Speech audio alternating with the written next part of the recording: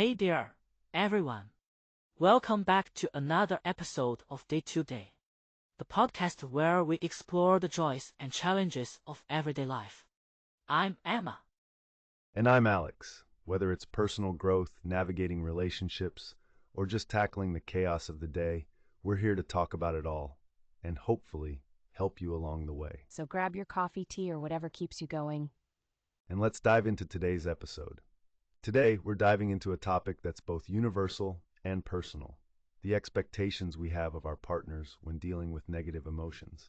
So tell me, why is this such a widespread issue? Well, it's interesting because many of us grow up hearing love is about being there for each other through thick and thin, right? But when reality hits, the thinning part isn't as romantic as it sounds, especially when expectations are sky high. That rings true. It kind of reminds me of that Chinese proverb, 患难见真情, which translates to a friend in need is a friend indeed. It's fascinating how different cultures express this same sentiment. Absolutely.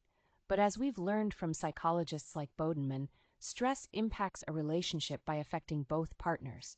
It's like playing catch with emotional baggage. If one can't handle their side, the other struggles too.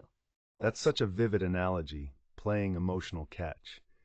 So what's the right way for partners to react in these tricky situations? It really comes down to having reasonable expectations.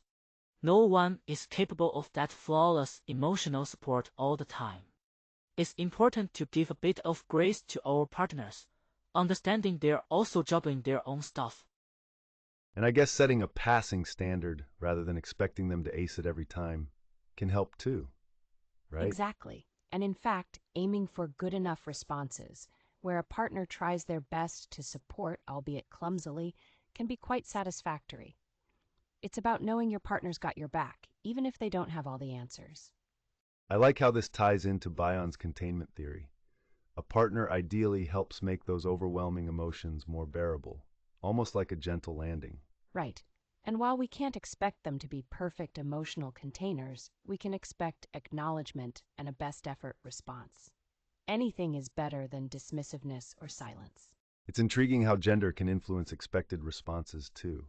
Women often look for non-critical, empathetic reactions, while men might want help making sense of their emotions. Do you think this complicates communication more? Definitely, yet it also opens dialogue about our specific love languages. Teaching our partners how we wish to be supported creates a stronger bond. So it boils down to mutual understanding and reciprocation. If my partner says, just hold me while I vent, then I'm learning something invaluable about their needs. Exactly. And when I'm overly stressed, instead of waiting for them to guess my needs, I should express clearly what kind of support I'm seeking. Sometimes kids set this example perfectly, don't they? Being direct about their needs like a child saying, "Mom, comfort me like when I was little." It's that earnest expression many of us can learn from. Indeed, it gets us thinking, are we, as partners, also meeting basic expectations? It's not just about what we receive, but also what we give. Completely agree.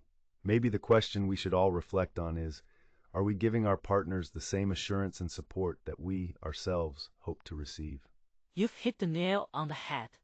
Relationships thrive on this mutual investment. After all, the real strength comes when both partners actively work to maintain the shared faith feeling. So, for our listeners grappling with these concerns, consider starting simple.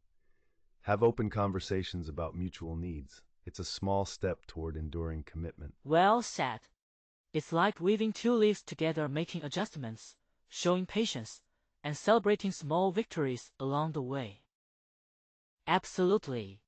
Hopefully, today's conversation gives you some perspective on navigating this emotional landscape with your partners.